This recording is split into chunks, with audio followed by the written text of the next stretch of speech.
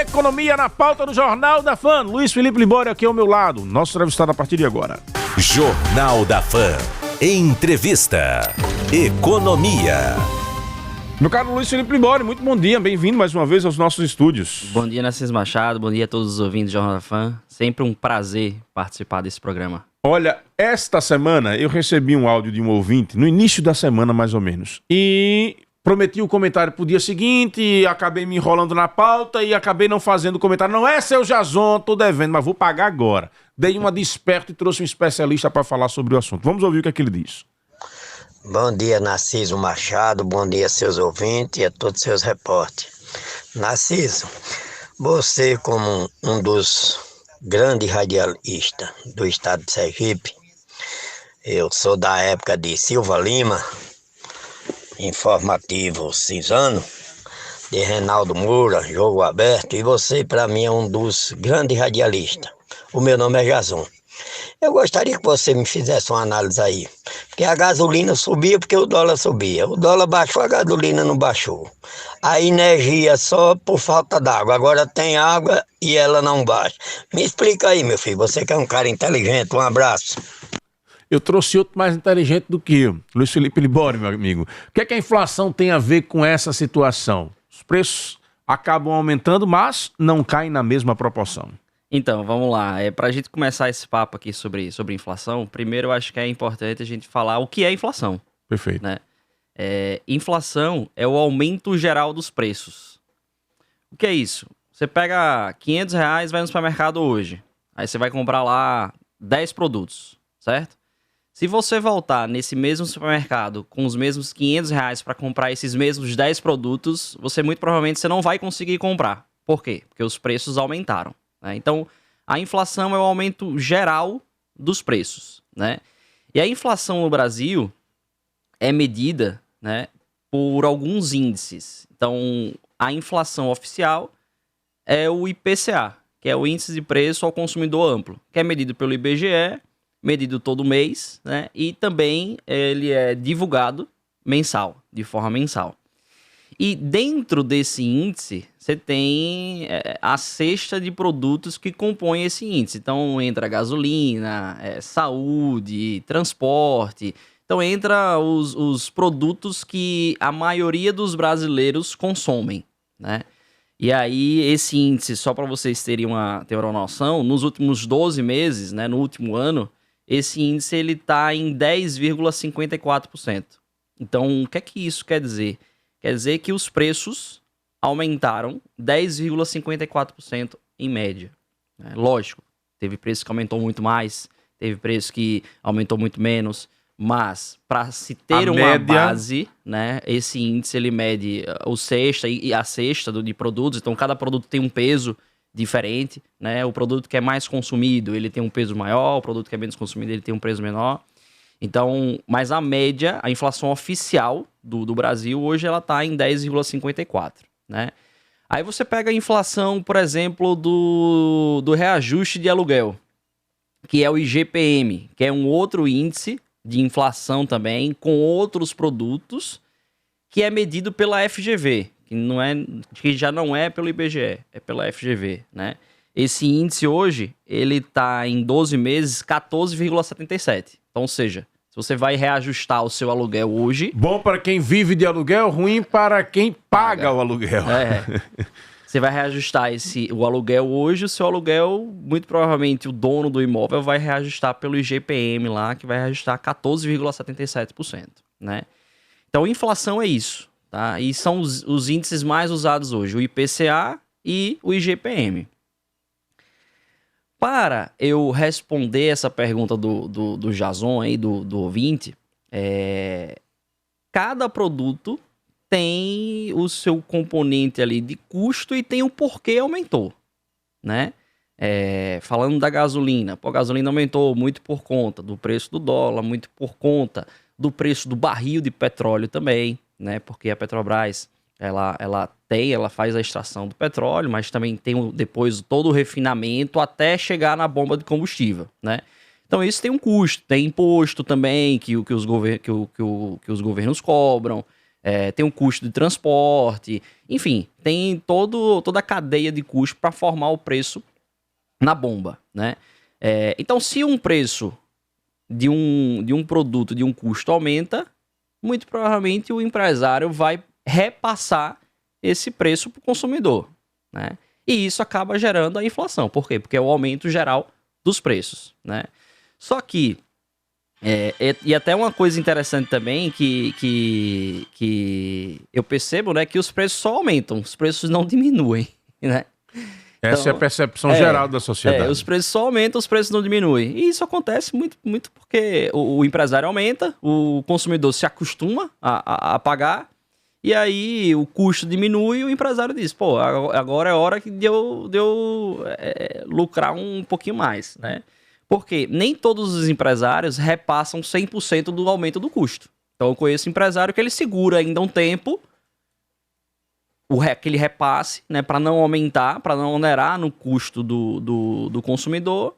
E aí, depois que o custo dele diminui, ele vai manter o preço ali que já tá que já estão acostumados a pagar, né? Só que essa inflação, ela tá descontrolada aí desde o ano passado, muito decorrente da pandemia, né? Por quê? A inflação, o aumento dos preços, né, é feito por oferta e demanda. Então, se eu sou empresário e tenho muita demanda por um produto que eu vendo, eu falo bem assim, pô, tem muita gente me comprando.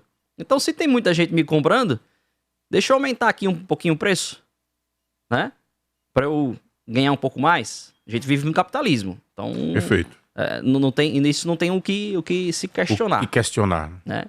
Então, se eu tenho consumidor para comprar o meu produto e tá comprando toda hora, eu vou aumentar o meu preço, né? E aí gera inflação. Isso é pelo lado da demanda. Então, se eu tenho uma demanda muito forte consumindo um produto, vai aumentar a inflação. O que aconteceu na época da pandemia? Álcool, máscara, muita demanda, aumento de preço, né? Aí você gerou aumento de preço. Pô, caiu demanda, você vê que os preços das máscaras hoje não estão os mesmos preços que eram logo no início da pandemia, né? Já estão menores. Então, não é sempre que você aumenta preço e deixa o preço lá. Isso vai depender muito da demanda que tem daquele produto, né? Falando em gasolina, é uma demanda que, assim, sempre vai ter demanda para gasolina, né? Então, às vezes aumenta, às vezes baixa um pouquinho, né? Depois aumenta de novo, enfim. Só que você tem um outro também componente do aumento de preços, que é a oferta. Que também aconteceu na pandemia, com alguns produtos, que foi o quê? Muitas fábricas fecharam. Por conta de contingência. E um redirecionamento também para produzir aquilo que naquele momento da sociedade ali tinha demanda. Perfeito. Muitos produtos deixaram de ser. Foram descontinuados, né? Foram descontinuados e não tinham demanda, não tinha gente para comprar determinados produtos, né? Então, os empresários fizeram o quê? Fecha essa fábrica, vamos deixar aqui ela hibernando, daqui a pouco a gente volta, né? Isso aconteceu muito com carro, por exemplo, né? Algumas fábricas fecharam, então não tinha oferta. Se você não tem oferta e você tem um pouco de demanda ali, você não tem produto no mercado. Por isso, explosão no valor dos automóveis. E o produto que tem vai aumentar o preço, né? Então, essa inflação que a gente está vendo desde a pandemia para cá, ela aconteceu muito pelo lado da oferta, né? Muito por falta de produto, né? Aí você teve um componente aí nos automóveis, falando em específico dos automóveis. Você teve um lado aí que faltou chip na China, que a China que exportava chip, faltou chip, parou de produzir chip, e aí faltou chip nas fábricas, para as fábricas construírem os automóveis. E aí falta produto. Se falta produto, vamos aumentar o preço daquele produto que a gente tem, né? Você vê hoje, tem algumas indústrias aí que para você pede o carro, para chegar o carro é 4 meses, 6 meses. E qual é a perspectiva? É de que nós tenhamos um bom tempo ainda este aumento de preços? Não, a perspectiva é mais se estabilizar agora, né? Tá se estabilizando já agora essa questão da oferta, né? Só que é o seguinte, a gente não vê o aumento da nossa renda, né, tão rápido como o aumento dos preços. Perfeito. A gente diz, pô, meu salário aumentou 5%, 10% e minha cesta aqui de produtos de supermercado tá 20% mais cara. O Jefferson Lima, ele diz aqui: bom dia, peça ao entrevistado para falar sobre a política de preços da Petrobras, o maior causador do aumento dos preços desde 2016.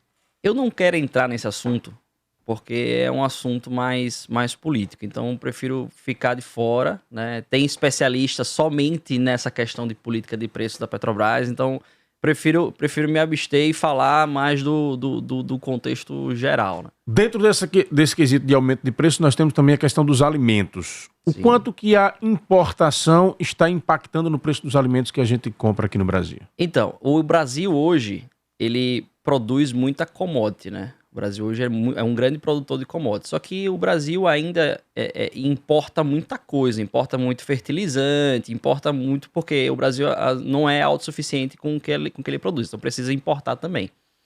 E com essa guerra, Rússia e Ucrânia, né? Rússia e Ucrânia são grandes exportadores de milho, de soja, de trigo, né?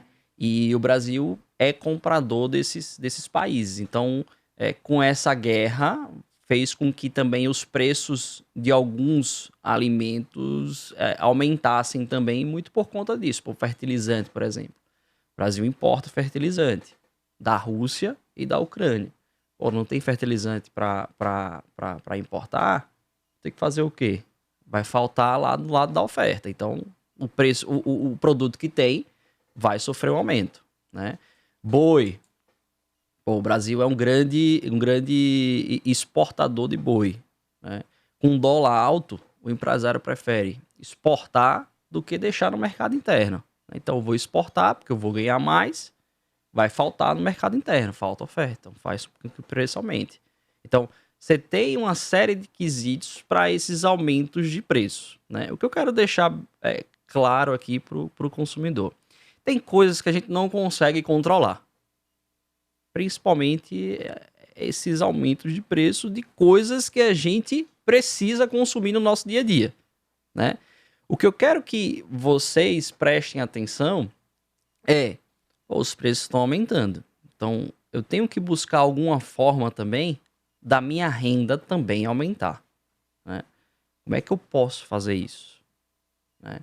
Pô, se você trabalha e ganha um salário mínimo, 2 salários mínimos, você tem que começar a procurar algo para você ganhar mais. Por quê? A sua renda não está acompanhando o aumento de preço, né? Então, você tem que produzir mais, você tem que fazer com que sua renda, ela... Dentro de uma economia livre, não existe outro caminho. Já que o Estado não tem poder de controlar os preços, quem vive dentro dessa realidade é trabalhar mais para ganhar mais e tentar sobreviver com uma qualidade de vida melhor. Exatamente. Porque senão você vai ficar sempre dependendo... Ah, não, o Estado vai controlar preço? Eu não acredito mais no século 21 o Estado controlar preço das coisas. A gente vive numa economia aberta, numa economia livre mercado.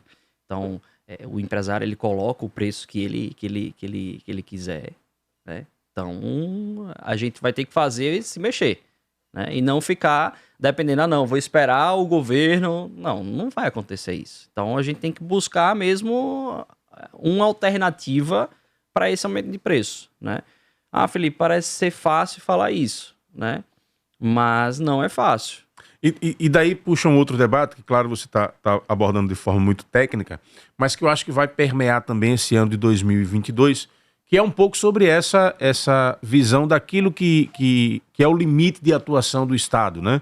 Principalmente nessa questão da composição do preço dos combustíveis. Tem pré-candidato aí defendendo uma intervenção maior para controlar os preços, porque o combustível aumentando impacta em toda a cadeia produtiva brasileira e no preço de todos os produtos, né? Então acho que vai ser um debate que vai permear esse ano de 2022, né? Vai ser um modelo de economia vai ser um debate interessante. Eu não vejo o Brasil voltando para uma economia mais socialista, um governo mais socialista, um governo mais comunista. independente do candidato que ganhar. Eu não vejo isso, né? Porque a gente está no século XXI, a gente olha para os países do mundo, são poucos países que são comunistas, socialistas, né? Que deram certo, que dão certo, né? Então, eu acho que acredito no capitalismo.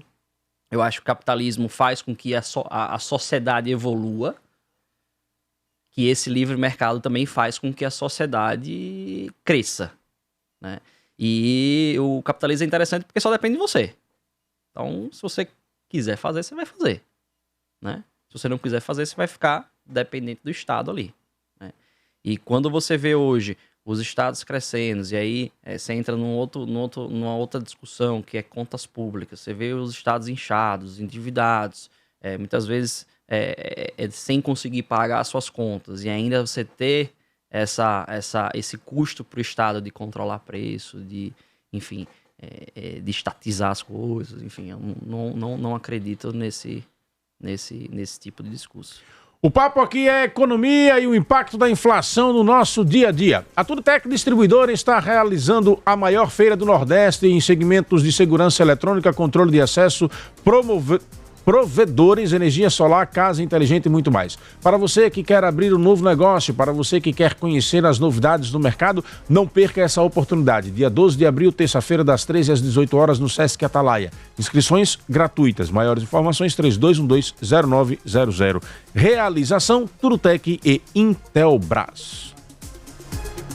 A Unimed Sergipe oferece um espaço exclusivo e confortável para a administração de medicamentos imunobiológicos e quimioterapia. No local, beneficiários contam com um serviço especializado com segurança, cuidado e uma equipe multidisciplinar de saúde experiente e qualificada. O Centro de Infusão e Oncologia Unimed é o mais novo serviço da cooperativa médica que garante saúde e proteção aos sergipanos. Unimed Sergipe, cuidar de você.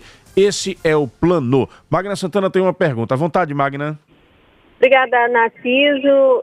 Bom dia, eu gostaria de falar como dona de casa também, né? Todos nós, né, Narciso? Às vezes, quando está apostando, as coisas vai para a cozinha, enfim, todo mundo está sentindo muito aí como realmente os preços, e vocês já falaram muito bem disso. Que dicas, tá? Nós poderíamos, enquanto aí consumidores, para tentar fazer com que o orçamento dê uma esticada, que o dinheiro dê uma esticada, porque está difícil mesmo. Fazer mais pesquisa, aí as pessoas vão dizer, se você fizer pesquisa, só o tempo que você vai gastar de um lugar para o outro, compensa ou não compensa? Qual a dica e a orientação que o senhor nos passa em relação a isso? Feira livre é a melhor pedida ainda, porque você negocia diretamente, né, com ali o feirante, é uma boa pedida, apesar de que os preços são elevados, mas eles são bem menores que, por exemplo, nos supermercados. E uma curiosidade, em relação ao gás de cozinha, a gente está vendo que na maioria dos locais ele está acima de R$100, mas você ainda encontra por menos que isso. Você acredita por que isso acontece? Porque esse comerciante, ele está reduzindo a sua margem de lucro, e aí ele está ofertando um pouco melhor o preço aí para poder disputar no mercado, ou é porque realmente tem alguma coisa aí diferente? Muito bem, Magna Santana, obrigado. Mandando aqui um abraço para o Gilson da Eprovídeo, que está lá em Nossa Senhora das Dores, ouvindo o nosso programa. À vontade, Libório. Excelente pergunta, Magna Santana. Eu sou dono de casa também, eu tenho minhas obrigações dentro de casa, e uma delas é fazer supermercado, né? Uma coisa que eu sempre faço todos os meses, toda semana eu faço, na verdade, eu paro 30 minutos na minha semana, para anotar tudo que eu gastei. 30 minutos na semana, para anotar tudo que eu gastei. Abro o aplicativo do banco e vou anotando ali tudo que eu gastei para eu ter o meu orçamento doméstico bem feito. Então eu sei o quanto eu gasto em supermercado, eu sei o quanto eu gasto em feira, eu sei o quanto eu gasto de gasolina, eu sei o quanto eu gasto de escola, enfim, de energia, enfim, né? Então eu tenho tudo anotado. Então isso daí é a primeira dica. Também tenha tudo anotado, quanto você gasta com cada coisa na sua casa. Dá trabalho para fazer? Dá trabalho para fazer. 30 minutos da sua semana. Acredito que todo mundo tem 30 minutos para anotar tudo que você gasta. Por que isso? Porque você vai saber para onde o seu dinheiro está indo. Você vai saber onde você está gastando mais. Você vai saber onde você pode diminuir mais. Então, todos os meses, eu sento com minha esposa e digo bem assim, olha, no mês passado, a gente gastou tanto em energia, tanto em supermercado, tanto em feira, tanto de gasolina. Onde é que a gente pode diminuir? Então, é sempre essa pergunta que eu faço a ela, né? Ah, pô, vamos energia. Pô, tá ligando o ar-condicionado meio-dia para minha filha dormir. Pô, não liga o ar-condicionado meio-dia, bota o ventilador, né? Então, o Jorge Paulo Lema, que é da Ambev, um dos criadores da Ambev, ele diz assim, ó, despesa que nem unha, despesa que nem unha, você tem que cortar sempre. Então, lá em casa é assim, todo mês a gente senta, revê as contas e diz assim, onde é que a gente pode diminuir, né? Por quê? Porque, meu amigo, tem sempre coisas que você pode diminuir. Sempre coisas que você gasta mais ali que você pode diminuir. E isso vai fazer diferença no seu bolso, né? Respondendo a pergunta de Magna, a primeira dica é isso, orçamento doméstico. Você tem que ter na mão o quanto você gasta, o quanto você ganha. E aí você tem que fazer sempre esse balanço, né? Segunda dica, pesquisar. Então, você tem... Pesquisa ainda é um caminho. Lógico, com certeza. Assim, eu fui num supermercado um dia desse, e aí eu gosto de churrasco, aí fui comprar uma carne para churrasco, né? Aí eu vi lá a carne, R$80 o quilo. Aí eu tenho um sócio que gosta de churrasco, gaúcho, né? Um abraço pra Lucas aí, que ele tá escutando. Aí eu mandei pra ele, eu falei, ô gaúcho, cara, é impossível você fazer um churrasco hoje. Como é que eu vou fazer um churrasco? Não vou mais fazer churrasco. R$80 o quilo, não vou mais fazer churrasco. Aí ele, não, pô, você tá onde? Eu falei, tô no supermercado e tal.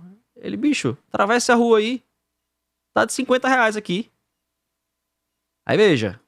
A diferença de preço. O custo por não pesquisar. Perfeito. Né? Aí você encontra aí, tudo ao olho, assim. Um dia desse eu vi no supermercado o preço de queijo de R$85 o quilo. Eu fiquei abismado. Eu falei, R$85, não é possível um negócio desse. Aí eu fui pesquisar, né? E hoje tá fácil, aplicativo e tal. Para quem compra peça, essa é uma outra dica, né? Nunca vá pelo preço do prato ou da pecinha. Vá olhar o preço do quilo. Eu lembro de minha sogra quando eu falo dessas coisas. Vai falar pelo preço do quilo. Felipe, vamos marcar já na próxima, deixar marcado aí já na próxima semana a sua presença aqui pra gente continuar batendo esse papo sobre economia. Motivou, já quero lhe dizer de cara, viu? Sua fala se esquivou ali, depois deu uma outra infiltrada na sua fala aí, já motivou aqui, ó, um monte de mensagens da galera com relação a esse tema, viu? Obrigado pela sua presença, um bom final de semana. Obrigado pela parceria de sempre com a gente aqui. Obrigado, Narciso Machado. Obrigado a todos os ouvintes do Jornal da Fã. Sempre à disposição de vocês aí. Luiz Felipe Libório volta na próxima semana trazendo mais assuntos sobre economia aqui pra gente.